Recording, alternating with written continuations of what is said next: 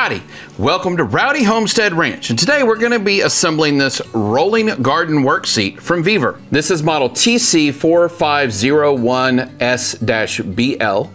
It features a 360-degree swivel function seat.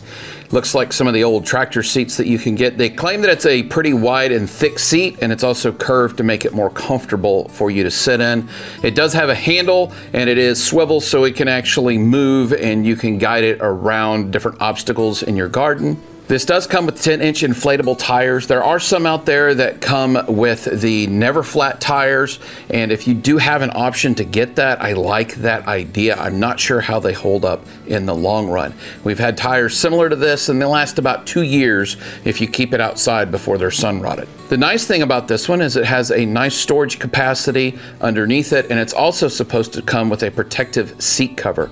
So in order to put this together, you're going to need a 12, 13, 17, and 19 millimeter socket, or you can use combination wrenches. I'd recommend a combination of all of those so that you have an easier time assembling this. Now, whenever you open your package of nuts and bolts, most of these are actually already put together for you, so they make it relatively simple. However, if you're not sure what these go to, you have 4 larger washers and 4 of the nylock nuts. Those are going to go on the axles, and those are actually going to hold your wheels on. Then we come up over here, and these are our M8 bolts by 20 millimeters. These are going to be the primary bolts that we use to assemble most of this. If you have any question as you're going through the instructions, more than likely these are the bolts that are going to be used. Then we have a very long bolt here, and this is the one that's actually going to go through and be the pivot point for the handle itself. Then we have a large flat washer. This flat washer is going to go on the neck that comes out that holds your arm so you can actually drag it around. It's the rotating pivot point. Then we have 4 number 3 Phillips that are going to be what hold the seat onto the platform itself. Now, before I start assembling this unit, you'll see here that from the box, I actually have a bearing that is exposed. The flat washer did not go properly down into the pipe that holds the bearing in. So I'm going to go ahead and loosen this nut, and I'm going to straighten that back out. This is going to be a 19 mil. So let me go ahead and do that real quick.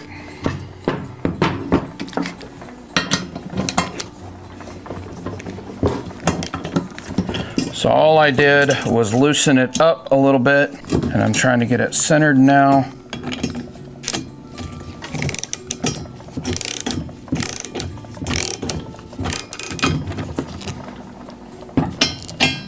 See that it is properly adjusted now, that the washer is correctly covering the bearings.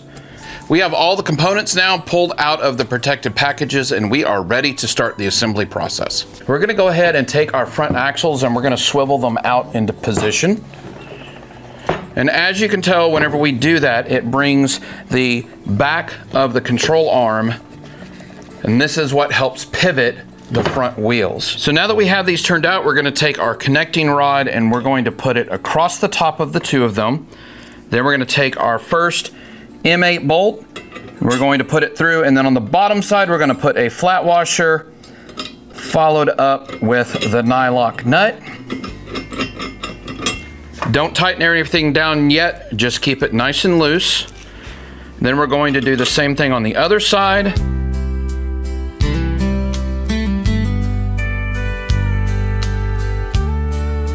Now we're ready to put our handle controller on this area. And so what we're going to do is point it up underneath, and we're going to attach it to this cross member with an M8 bolt. And then it's going to come up underneath this cross member and be bolted in with another M8 bolt that goes through here, through the washer, and through this base plate with a nut underneath.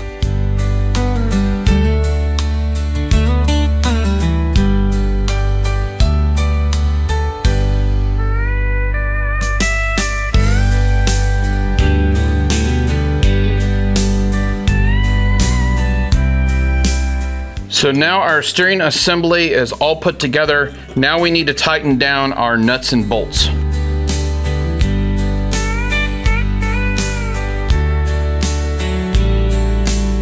So I went ahead and tightened everything down, and right now it's not wanting to turn, and I completely expected that.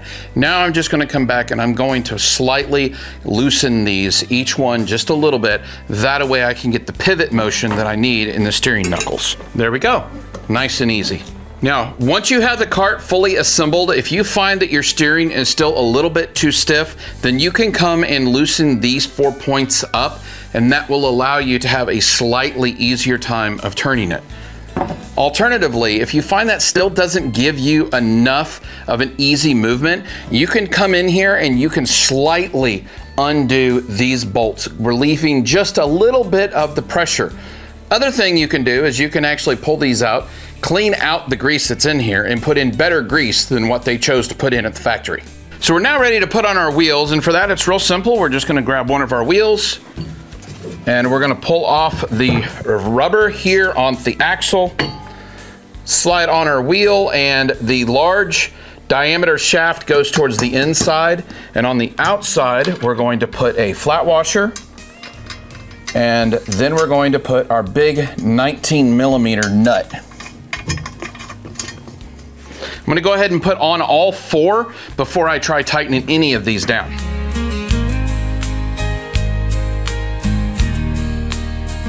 Now on the rear, we're gonna have an axle that's going to go through the rear of this assembly. On that axle, we're going to put these 2 blue spacers on either side, and those are actually going to space out the wheel hubs far enough away from the chassis so that it doesn't push back and forth along the axle.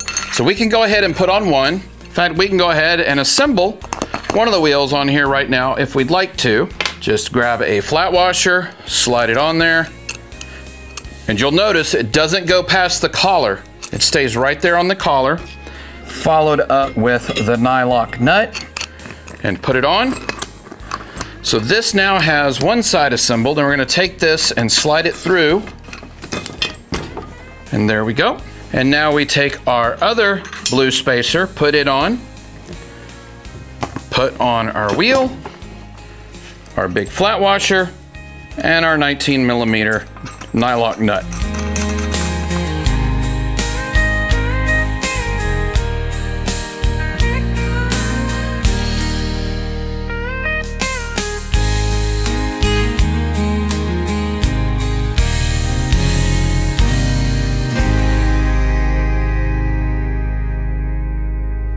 Now, because the rear axle is a solid axle, you're gonna end up probably spinning one nut and the other one's just going to spin in the air. So what I recommend is grabbing a combination wrench or another 19mm socket, have a socket on one side, a combination on the other, or a combination thereof, and that way you can actually tighten the nut down on the axle. So I'm just putting the combination wrench on the 19mm on this side, and then I'm gonna tighten over here.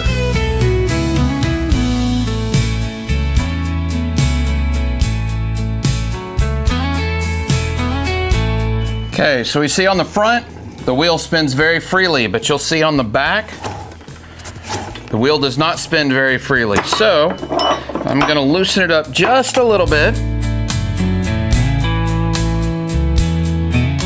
Let's see if that improved it. Oh yeah, much better.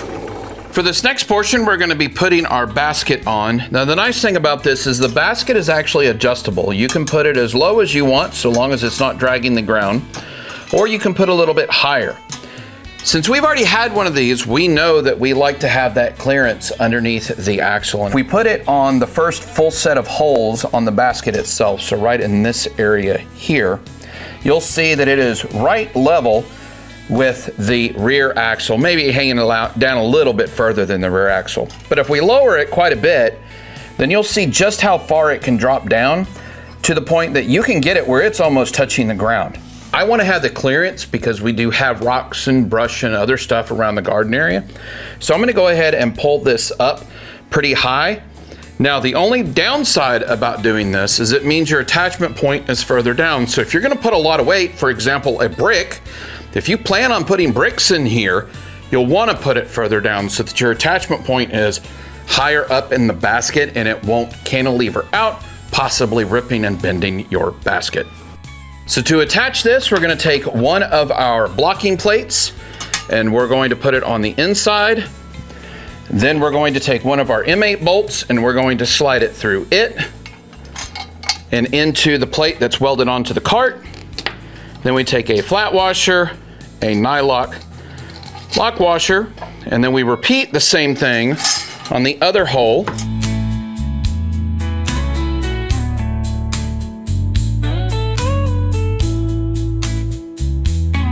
And now we just take our handy dandy tools and tighten it down.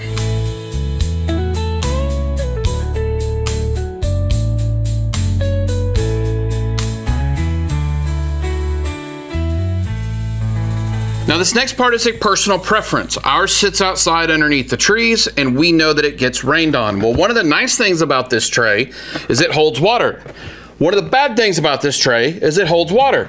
So we're gonna go ahead and drill a hole in each corner of this tray. So no matter what position this is in the yard, it can go ahead and drain out.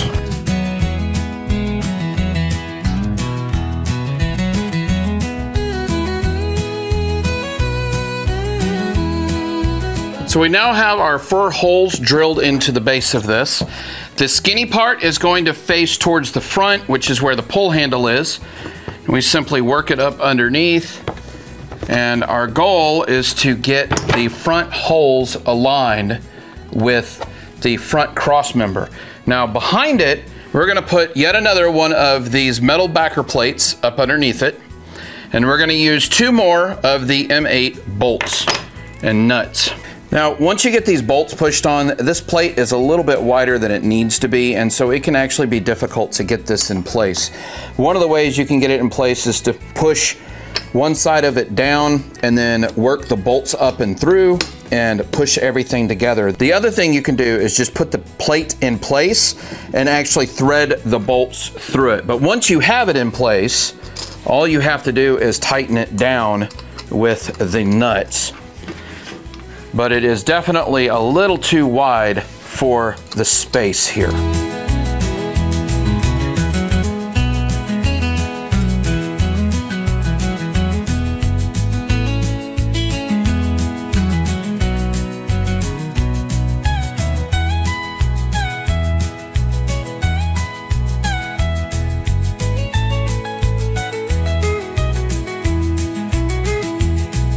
Now to attach the rear of the seat, we're going to simply pull it up into position and get it close. Then we're going to take this cross member that have the little hooks on it, and it's going to sit on the chassis itself. And as we bring it up, you'll see that the holes will start to align. And once you get those holes aligned, you're going to take another one of those awesome M8 bolts. We're going to put it through the first hole. And then we're going to grab the back plate, and this one's a little bit better for mine anyway, but it's still very similar in nature. And we're going to go ahead and put on that back plate, and then we're going to go ahead and put on a flat washer and then the nylock nut.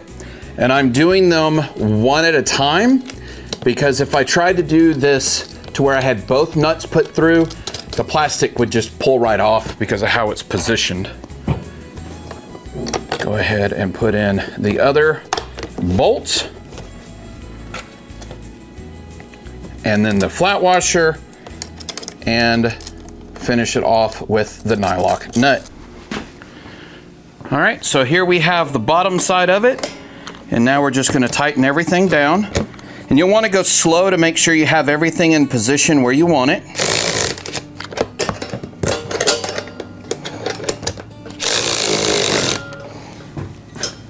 Okay, I'm happy with that.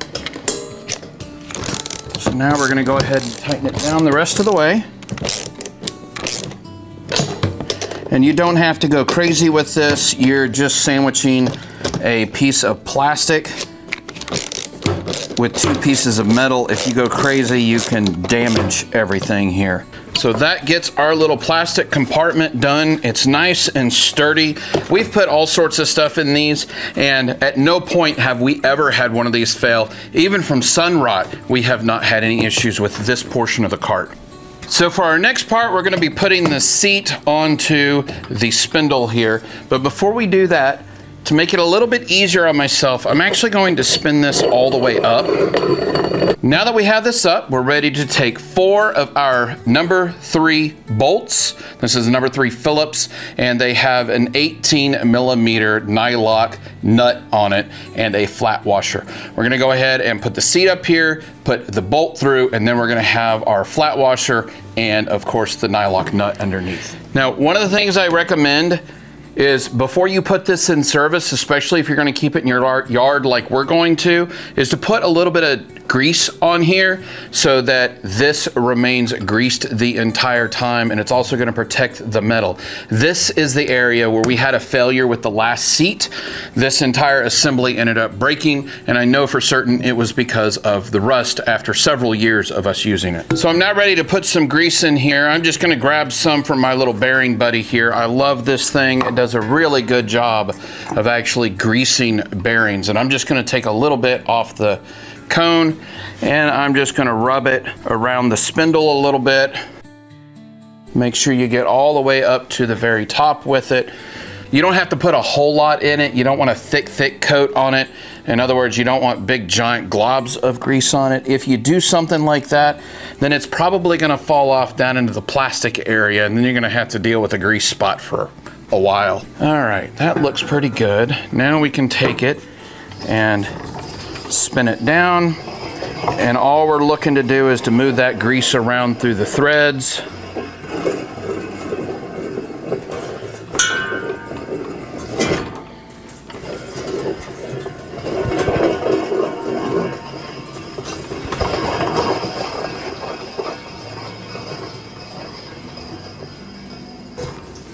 And then one more time down.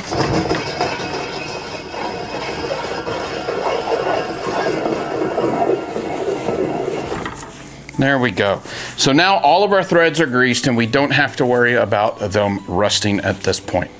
We're now ready to assemble the handle, and for that we're just going to take the handle itself, and of course we're going to take our M8 by 60mm long bolt, and it's simply going to go through the front part and then through the inside of the plastic grommets here.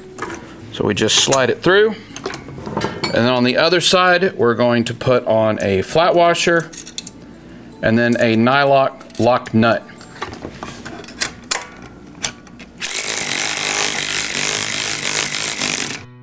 Same thing with this bolt as many of the others. You don't want to make it so tight that this won't move, but you want to make it tight enough that it's not rocking back and forth within the assembly itself. Now, the nice thing about this particular handle is it does have this little lock feature on it to where you can extend it and then lock the handle at that length. Not all of these carts have this style. Some of them have a complete handle with just a little loop at the end that you pull, but the more upgraded versions have this extendable handle. What makes this nice is whenever you're sitting down, you can actually lower it, and as you swivel and move, you now don't have this long handle that is sticking out that's going to bump into your arms, etc. Another difference between this and some of the other units is right down here on the handle mechanism itself. This one, you'll notice, actually has a stopper plate. So as you push it forward, it's going to stop the handle from going further forward. There are some out there that do not have this stopper plate, and it allows the handle to go all the way down. Depends on what you're looking for as to if this is something that you want in your garden or not. I know for my wife, this is something that she specifically missed because on our current one, the one that just broke, it doesn't have this, and so it goes all the way down, and whenever she wants to move it, she has to bend down and pick up the handle, and she doesn't prefer to do that. She'd rather have it floating in the air. So let's go over the maximums real quick one more time. Of course, the entire unit has a maximum of 300 pounds that it can hold. Now that's all in with everything. So if you're a 200-pound person and you're wheeling this around the garden and you're carrying 100 pounds worth of something, you're now at the limit with it. So please keep that in mind. The other thing, this little plastic tray, even though we've never had one break, this only holds 5 pounds worth of stuff. The other thing before you start using this with the maximums is make sure sure that you do inflate the tires. You do want to make sure that there's air in them so that you don't crush them and cause problems. Now, these are tubed tires, so keep that in mind, but you will want to take them up no more than 30 PSI. We typically ran between 10 and 15 PSI in ours, and they worked absolutely wonderfully, and we had no problems with them.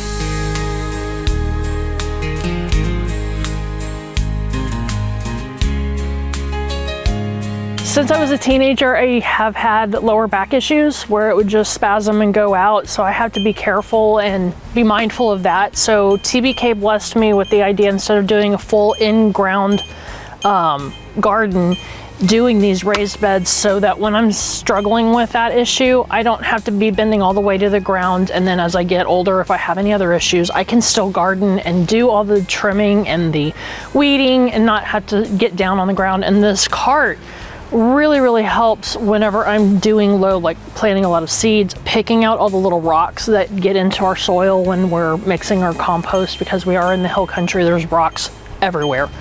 And so it's just been a tremendous blessing. I've got the handle, I can pull it around, I can go from side to side like this and not have to get up per se. I can hold tools, little trowels and scissors and twine, all kinds of things I can put in here to take with me and keep them from just being scattered all over the garden. So it's been a huge blessing. The one I had before, it lasted about 4.5 years, I think it was. We had to keep it outside, so it kind of got sun damaged and finally just broke. So it was time to replace it, and he blessed me with a new one and got it assembled, and I'm so thankful. So that's why I use this cart, and I enjoy it. It blesses me. It helps me to do all the things that I need to do out here, because it's a lot of work getting all these things planted and tended to. Well, thank you so much for joining us on this video, and again in the garden. Have a blessed day.